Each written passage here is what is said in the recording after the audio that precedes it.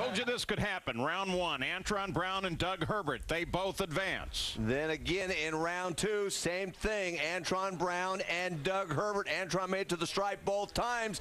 That's what's unique about this formula. Doug Herbert could actually possibly win this race, even though that man right there got to the stripe ahead of him twice already.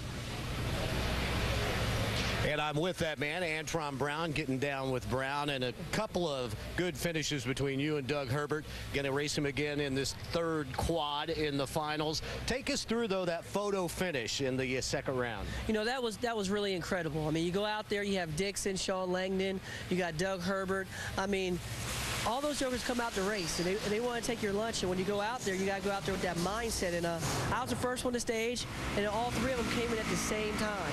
And then all of a sudden, the tree came down, lickety split, and it caught a couple people off guard. And I mean, fortunately, I was on my game, and Herbert was on his game, and in our lane, we took off, and it was just a great drag race to the end. And Dixon was coming on strong at the end. He ran the quickest out of everybody, but he just fell just a little bit short. So that tells you how tense this 4 wide is, and it's very challenging. I mean, you're not just worried about other car in other lanes. There's 2 extra opponents, and you got to go after and get it on. And I think our Valvoline team, Mack O'Toole's team, and Toyota team's been, and our USR team's been doing a great job through all this.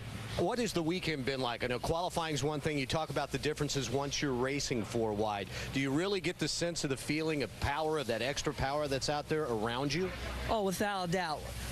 When you're on the start line, everybody fires up, and you go out there.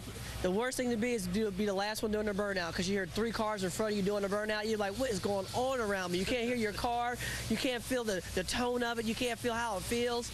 And then when you're backing up, it's like, I hope it was all right. I hope we're good to go. Look at your gauge, everything checks right. But, I mean, it's just a pure rush when you got over 32,000 horsepower and launching at the same time. I mean, Bruin Smith, everybody here at the Z-Max Dragway here in Concord, I mean, and NH Racing Park, everybody's doing a phenomenal job. And but let me tell you something, the drivers got their minds, their hands full out there, and the crew guys and the teams have been doing their job extremely well. I just got to go out for this last round, give it all I got, and see where our Macco team end up at and our Valvoline team, and see if we can do this. We'll see you in the finals. All right.